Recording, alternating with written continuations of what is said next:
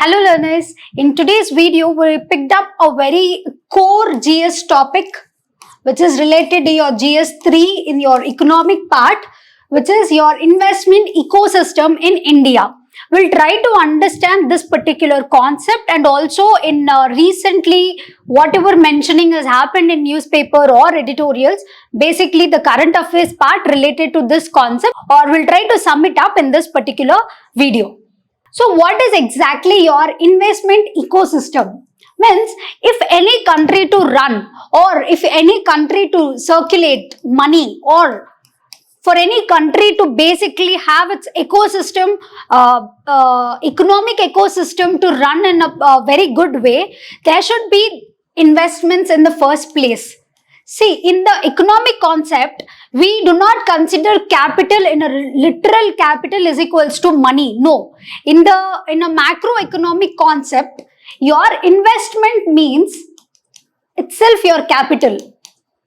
So, how good the country is in its investment policies or investment policy framework, that well the country is about to move forward. The economic growth can see when your investment flow is high.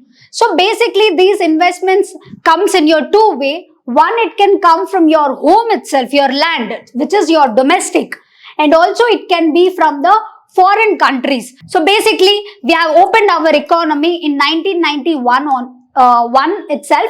So we have allowed even the foreign nationals to come into the country. So your economic ecosystem is a policy framework setting where it allows for the domestic and also your foreign investments to come. And in which kind of sector? Is there any particular sector?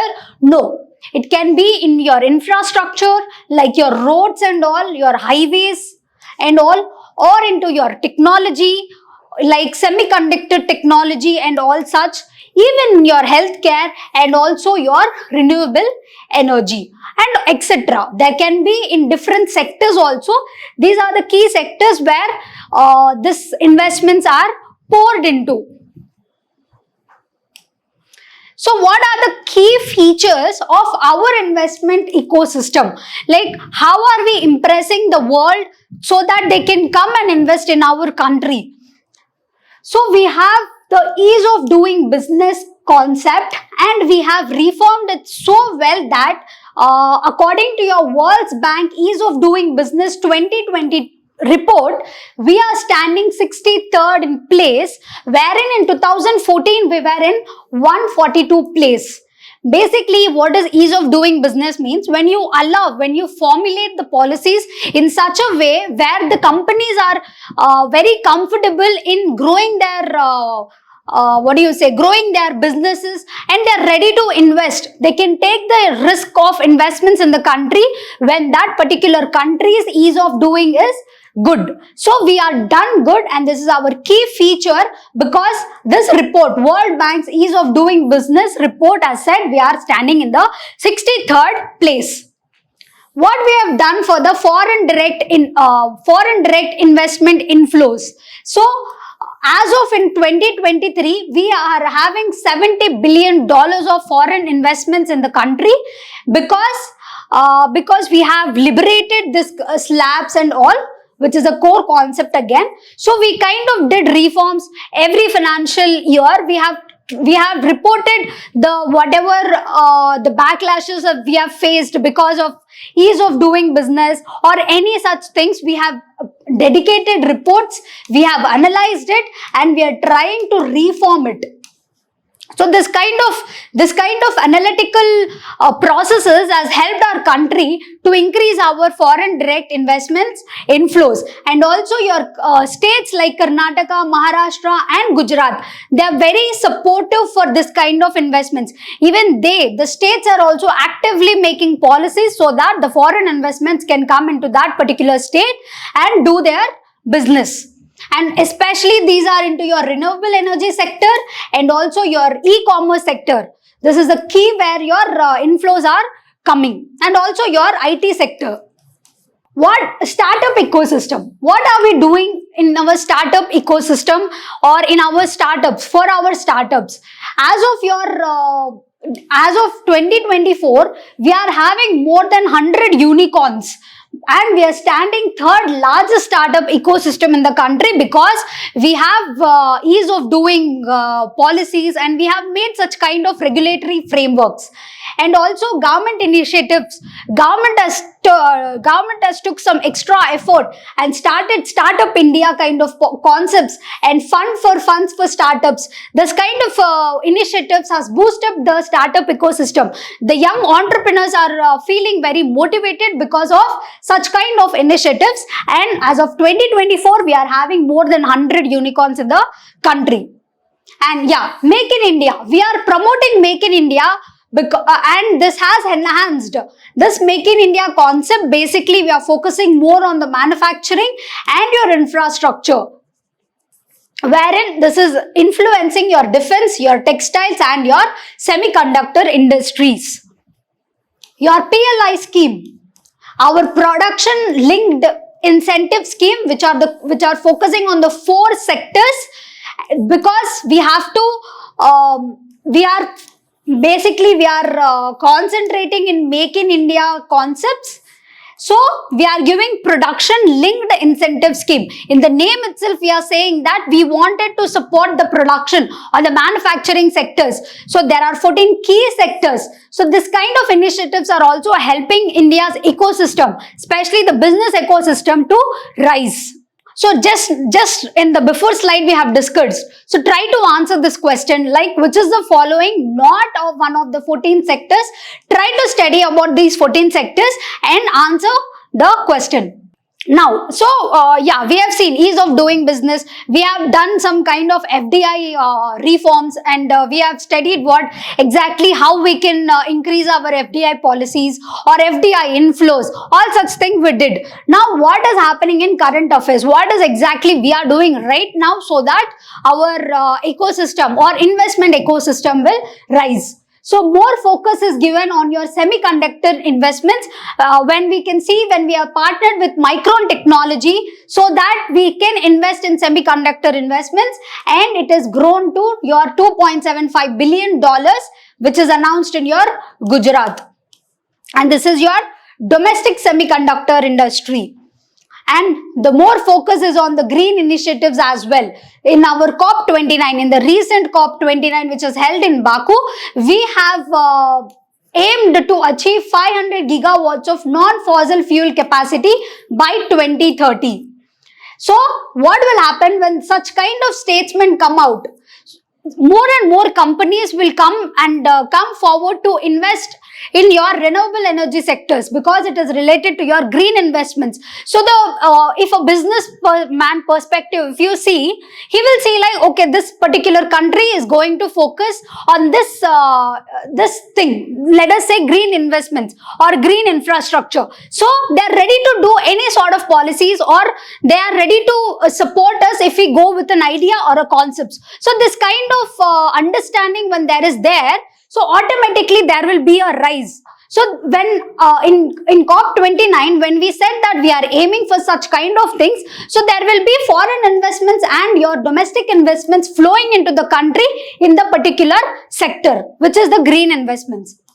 Next, your digital infrastructure. When 5G rollout has happened and investments in data centers have seen a surge, with tech giants like your Google, Microsoft investing heavily in India because we have rolled out your 5G. In the same way, when we are targeting on, when we are putting an aim, so to achieve certain kind of level in your non-fossil fuel capacity to increase by 500 gigawatts, definitely companies like your Reliance, Adani and also your foreign companies will come and try to invest, because we are aligning to such kind of ideology. Your global trade partnership. India has signed trade agreements with EU and UK in 2024, aiming to increase the investment flows in the manufacturing and services sector. But not only you are promoting your private sectors, but also you are getting signed up with the global partnerships, bilateral agreements telling that let us do business, or let us come to an agreement in increasing your manufacturing and services sector investments. Reforms in taxation. Rationalization of GST, goods and services tax, has been a focus area with your additional incentives for MSMEs and startups. So when you reform your taxation, now one GST has come out, everything has happened, it's been couple of years. Now when you study and if you understand that, okay, we have to do some kind of reforms, or since the data is available, we will understand the pros and cons of a particular concept. When the cons are very high, so that when you understand that cons are very high, the companies might get affected, the investment might affect it. So that is where you try to bring your reforms. So reforms in taxation is also important. And we have done reforms because we've studied and we have understood that there is some kind of negative cons there in that particular policy. Now also, we'll see the reports which are there. Those are the key understandings or key, key characteristics of your investment ecosystem in India. Now there are certain kind of reports which are talking about our investment ecosystem. So there is a report which is been released by your United Nations Conference on Trade and Development, which is your World Investment Report of 2023. It says that India is the destination in your South Asia region for a higher FDI inflows. It is focusing on India's role in sustainable development investments. So this kind of sustainable development investment, since our aim is also aligning with this kind of ideologies, the foreign nationals will feel motivated to come and invest in the country. India Investment Grid, it's a government portal showcasing the opportunities where and all you can invest or where and all you can put your money in the sectors. Global Innovation Index of 2024 has also ranked us at the 40th place, saying that we are growing in our R&D and technology innovation. That shows that we are focusing on the research, development and also in the implementation. So that is why we are standing at the top when coming to the suggestions list. S&P Global Ratings, it upgraded India's growth outlook for 2024 to 6.5%, highlighting its investment-friendly environment. This outlook, S&P Global Rating, has rated at 6.5%, telling that India is very good. You can go and directly put your money into the business. State of Indian Startup Ecosystem Report, which was released in 2024, it is saying that India is transitioning into the hub. It is becoming a hub which is tech-driven solutions and the unicorn creation, because it's more than 100 unicorns is not a small thing for a 1 year. Okay, so this kind of reports are portraying us that India's investments can be poured in India, investments can be poured and your money will nowhere go, because we are focusing on our ease of doing business as well.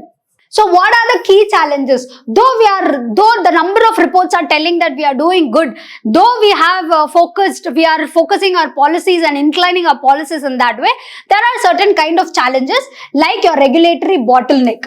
Now when a company wants to start up a factory or an outlet of their industry, they need some kind of land. They need a particular land, or they need a fertile land which is accessible to water or whatever raw materials they require. When a company is trying to occupy that, number of times we have seen that environmental concerns have been raised, or your people dislocations concerns have been raised. How West Bengal, one example is, in West Bengal, when a recent private company went for investments and starting an industrial plant, the people have rebelled. Even the state politicians have rebelled it, saying that we just want the land, people and the environment. So such kind of regulatory bottlenecks are there as a very big challenge. Licensing processes also. Then so this particular concept is linked with your environment versus development. So your core investments, any investor will try to see if it is growing or not. It is secondary if you will think of the environment and all. Infrastructure deficits, it is very required and it is at the top list that we need the transportation and logistic systems to be set ridden so that we can increase the investments. geopolitical risk. Whatever the global tensions are going on, that will not allow. So in recently we have seen that there was been a warrant inducted against Adani. So this will reduce your renewable energy, renewable sector share markets. So that way, whatever happens in the global arena, that will impact our investments in the country. So this kind of key challenges are there in our improving. So we need to address this.